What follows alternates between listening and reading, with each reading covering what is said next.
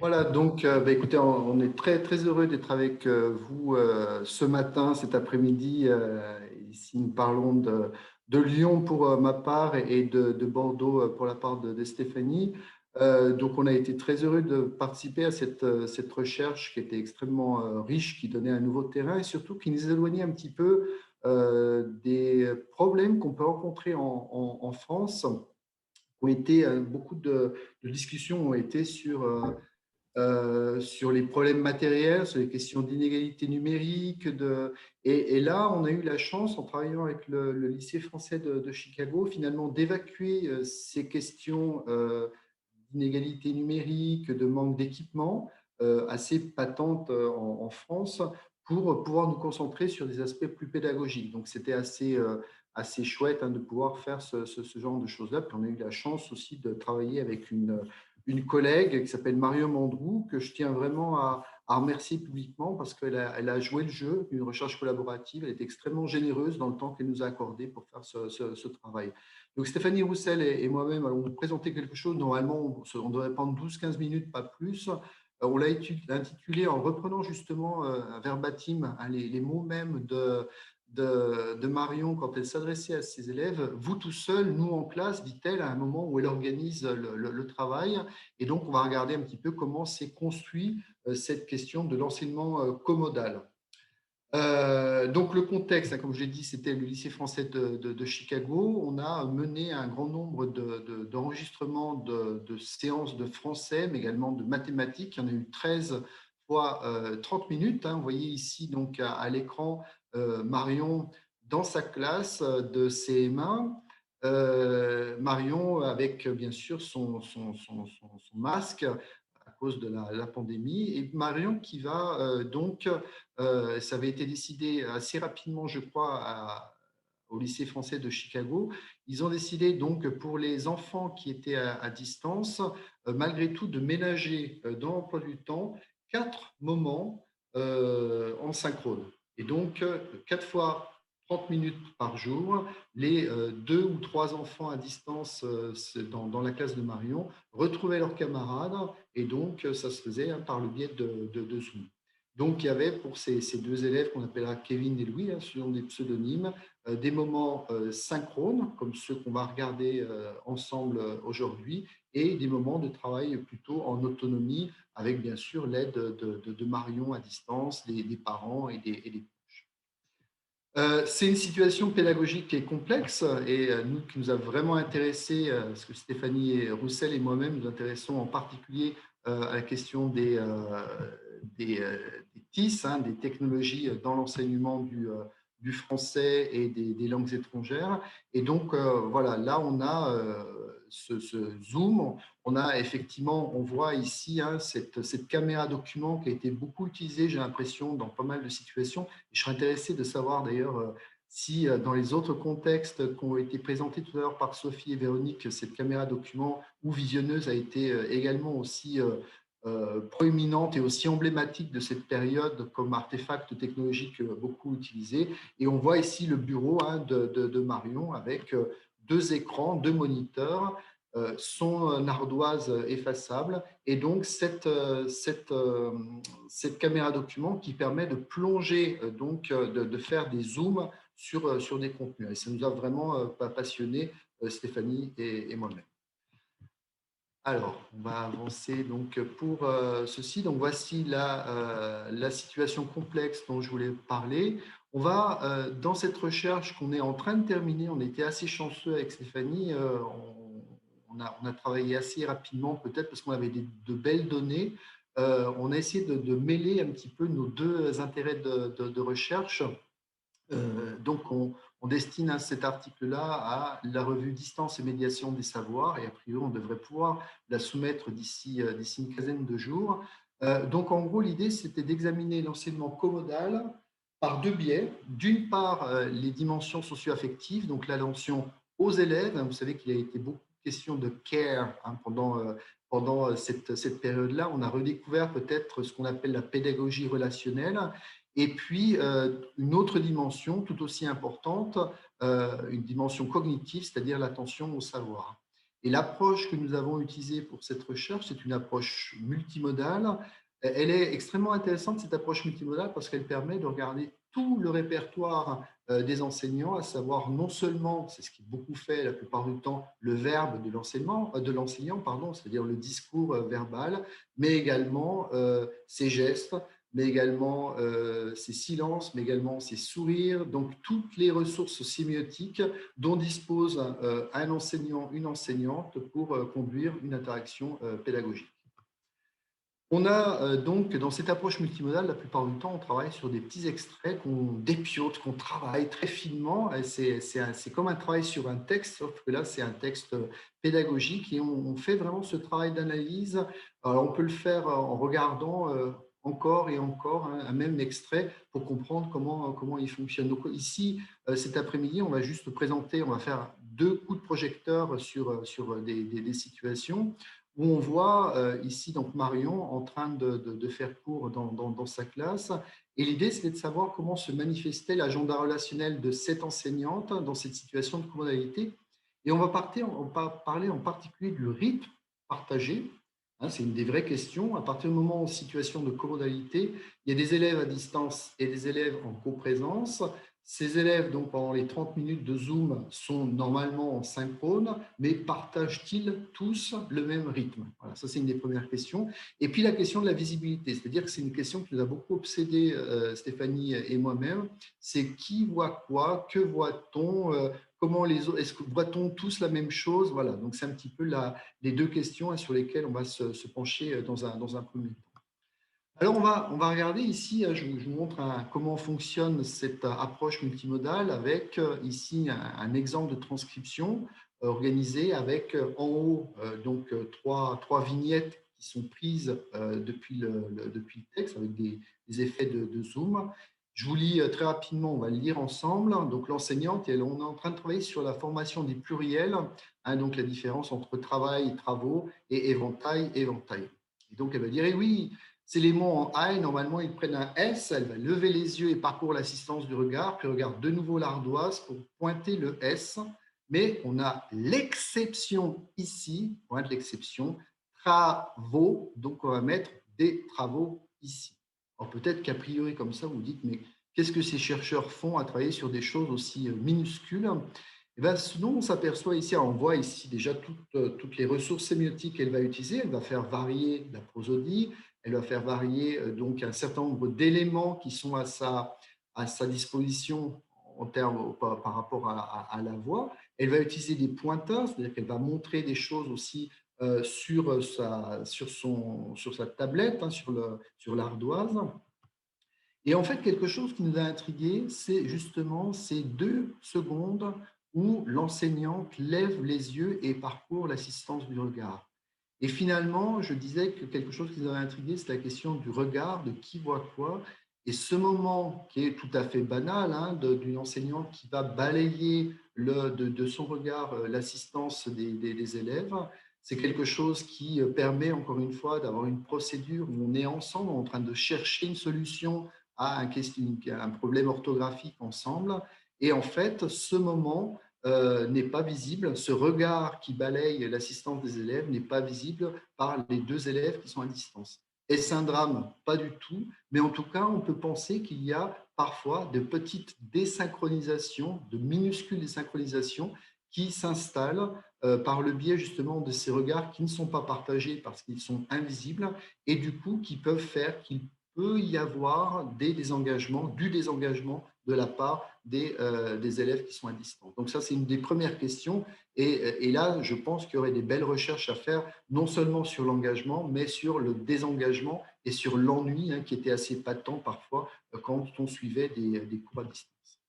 Deuxième aspect qui nous a vraiment frappé, qui était extrêmement intéressant, c'est la production du regard caméra, ici. Vous voyez donc dans la vignette 5A, Marion en train de produire ce caméra juste pour ces 2 élèves. Donc là, elle va peut-être compenser finalement la désynchronisation dont je parlais à l'instant.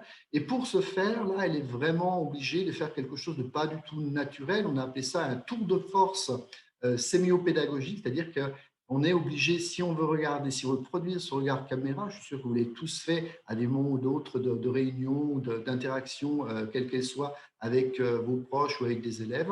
On est obligé de regarder l'œil de la webcam et ce faisant, on n'a plus accès aux autres. On est vraiment obligé de faire un gros effort sémiotique finalement ici pour produire ce regard caméra qui va accompagner le discours que je vais pas lire, mais en tout cas, on voit à un moment, elle va dire, vous allez aller au Zoom, et c'est ce moment-là où justement, elle va choisir de poser son regard sur les élèves. Et je trouve que cette production du regard qu'on voit ici, elle dit aussi énormément de l'attention à l'autre que Marion a développée pendant cette période pour toujours essayer de raccrocher finalement les élèves qui étaient à distance.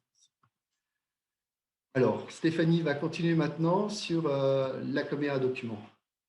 Oui, un autre aspect qui nous a intéressés, c'est, donc là, Nicolas vient de présenter l'aspect de l'attention à l'autre, c'est-à-dire l'attention dans sa dimension socio-affective. Et l'autre aspect qui nous a intéressés, c'est l'attention dans son sens, disons, cognitif, c'est-à-dire l'attention au savoir. C'est-à-dire comment Marion, dans cette situation de comodalité, organise l'attention au savoir. Et la caméra document nous a énormément intéressés parce que elle fonctionne un peu comme un projecteur sélectif. Or, le projecteur sélectif, c'est bien la définition de l'attention en psychologie cognitive, c'est-à-dire à quoi sert l'attention. Nicolas, je crois que j'ai fait un petit bloc bleu à droite. Peut-être que tu peux recliquer pour… voilà. Finalement, la mémoire de travail, alors la mémoire de travail est une fonction et pas un lieu, donc c'est un petit peu maladroit ce que j'ai écrit ici, mais disons que l'attention sert le traitement de l'information, elle sert également la sélection de ces informations, elle sert à intégrer des procédures, à planifier l'activité en cours. Et c'est ce que fait Marion. Et c'est aussi le rôle de cette caméra document qui, parce qu'elle finalement fait un zoom sur l'ardoise, qui est le lieu où les savoirs sont travaillés, arrive à faire converger l'attention des apprenants qui sont à la fois à distance et chez eux vers un même contenu d'apprentissage. Donc ça nous a beaucoup intéressés.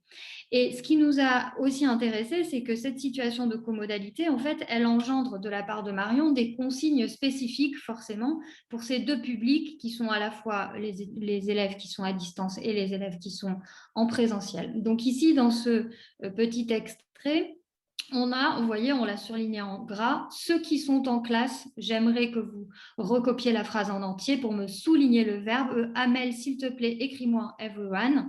Et donc, on va voir que finalement, ceux qui sont en présentiel, ils vont souligner le verbe conjugué et ensuite le sujet, alors que ceux qui sont en présentiel, ils vont écrire dans le chat des étiquettes grammaticales. Donc là, on a cette espèce de divergence de consignes sur une même tâche qui est finalement due aux outils dont disposent les élèves. Et on peut quand même se demander sur le plan cognitif si demander à des enfants de souligner, c'est la même chose que demander à des enfants d'étiqueter sur le plan grammatical. Est-ce qu'il n'y a pas une des deux situations où on sollicite une conceptualisation peut-être plus importante? Mais ça, c'est quand même, ce serait à vérifier sur le plan expérimental, mais c'est une des hypothèses qu'on peut formuler ici. Je crois que j'ai l'autre diapo aussi. Oui, tu peux peut-être recliquer aussi parce qu'il y a le bloc 2. Voilà. Ensuite, on a souligné que dans cet extrait, Marion fait converger l'attention des élèves sur les procédures, c'est-à-dire la manière dont il faut procéder pour analyser grammaticalement une phrase, donc trouver le verbe, puis le sujet, puis les compléments du verbe. Alors, c'est assez classique finalement comme geste didactique du point de vue du guidage de l'attention. Il y a deux choses qui nous ont intéressés avec Nicolas. C'est la contiguïté spatio-temporelle que permet finalement cette caméra document, c'est-à-dire qu'elle ramasse, elle délimite physiquement l'endroit où sont traitées les informations et où sont travaillés les savoirs. Les psychologues cognitivistes de l'apprentissage recommandent cette contiguïté spatio-temporelle, c'est-à-dire de rassembler les informations qui doivent être traitées dans un même lieu. Donc là, finalement, on est en plein dans cette situation commodale, dans cette contiguïté spatio-temporelle. Et le deuxième aspect qui nous a intéressé, c'est que ce matériau, il est pris sous la loupe finalement, une espèce de loupe grossissante qui va donner peut-être plus de poids, mais ça c'est aussi une hypothèse, aux techniques de guidage de l'attention comme le pointage ou la mise en valeur du matériau linguistique par des couleurs et par des soulignements. Voilà. Donc, on retrouve bien finalement dans l'utilisation de cette caméra document une espèce de reflet du traitement des informations en mémoire de travail. C'est ça qu'on a essayé de montrer dans l'article. Voilà, je vais commenter la diapo suivante. Alors, un autre aspect de l'étude, c'est qu'on a demandé aux enfants on avait demandé aux enfants de dessiner cette situation de comodalité. Et donc là, dans le dessin que vous voyez, finalement, ce qui nous a intéressé, c'est que, alors, je sais pas, on ne voit pas le titre de la diapo, mais peut-être qu'on l'avait enlevé, Nicolas, je ne sais plus si le titre apparaît après. Question soulevée comme ça. Ouais. Voilà, en fait, Marion apparaît à deux endroits. Vous voyez, donc ce qui est bien dans ce dessin, c'est qu'on voit finalement l'ardoise projetée avec les savoirs, puis on voit aussi les enfants qui sont à la maison, mais on voit Marion qui apparaît deux fois. C'est-à-dire Marion, elle est à la fois projetée au tableau et elle est à son bureau devant l'écran sur lequel sont les enfants Zoom, pour qu'ils puissent voir son visage.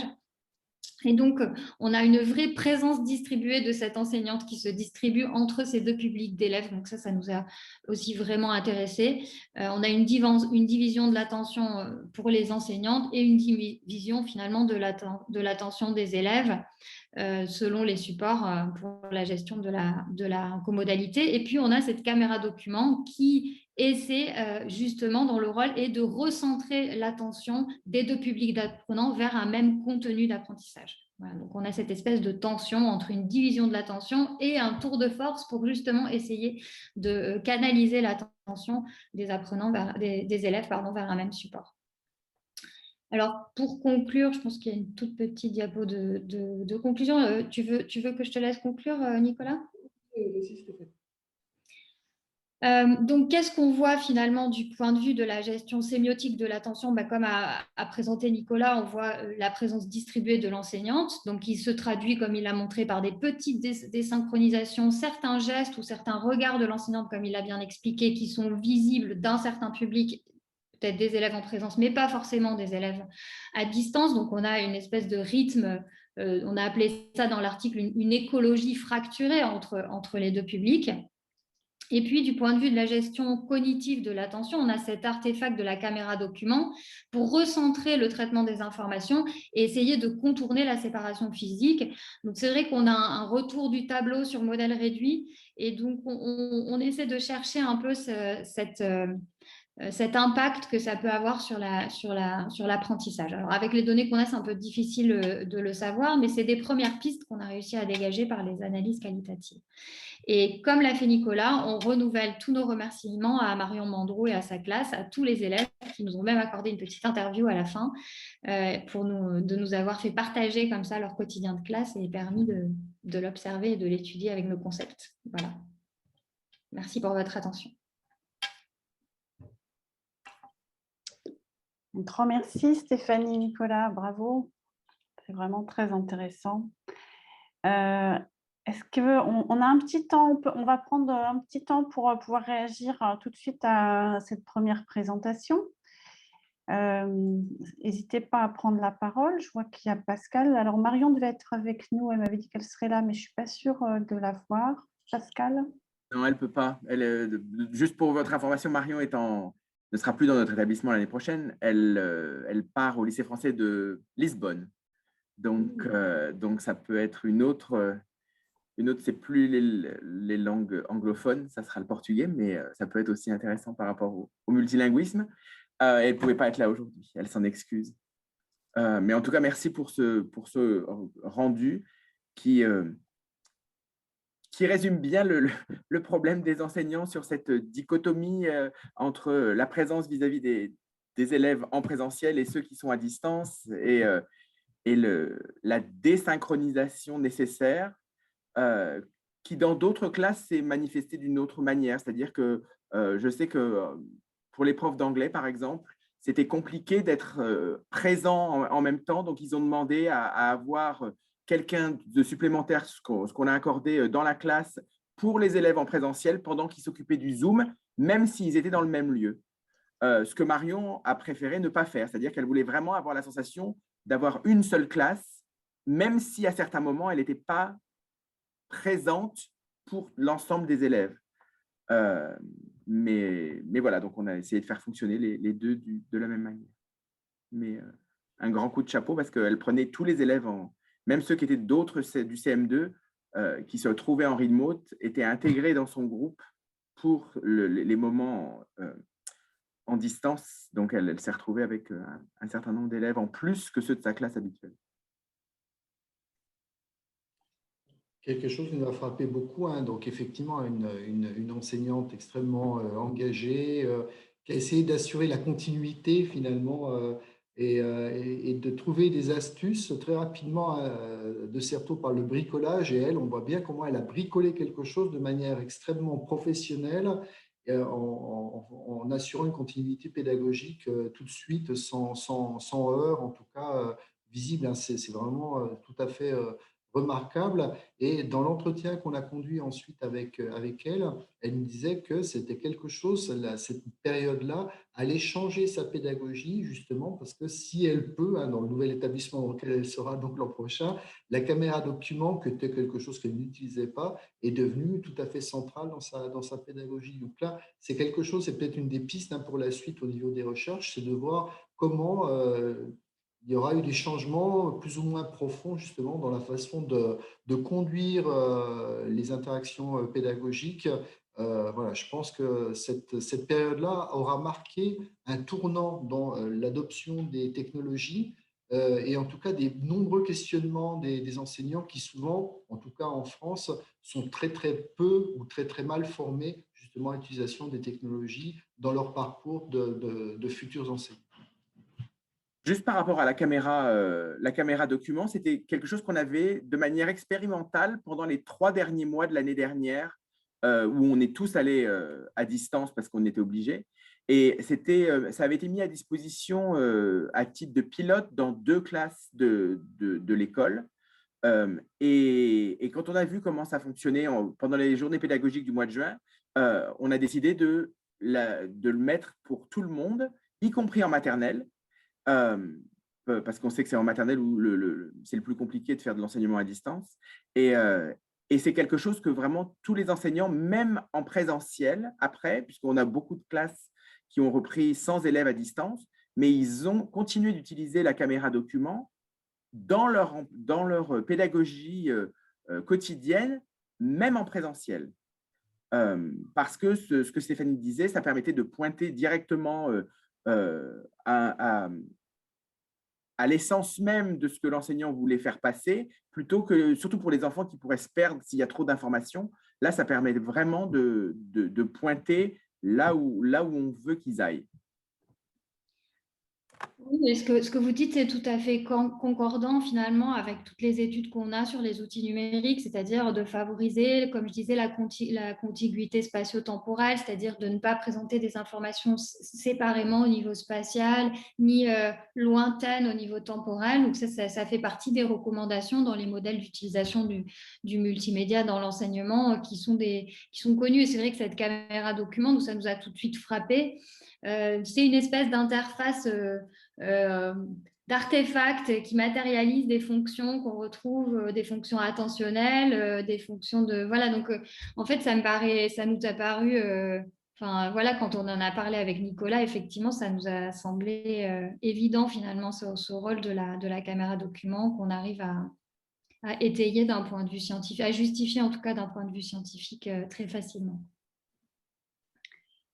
On a le temps peut-être encore à une question ou commentaire, si vous le souhaitez, avant de passer au groupe suivant. Je vois Bénédicte qui souhaite parler. Oui, c'est juste pour rebondir sur ce que vous disiez sur la gestion, enfin la caméra en fait, de la caméra document, qui en maternelle aussi dans ma classe, j'ai posé la question à mes élèves en présentiel s'ils préféraient la lecture d'un album réel ou via la caméra document. Et ils m'ont tous répondu via la caméra document. Moyenne section, ouais.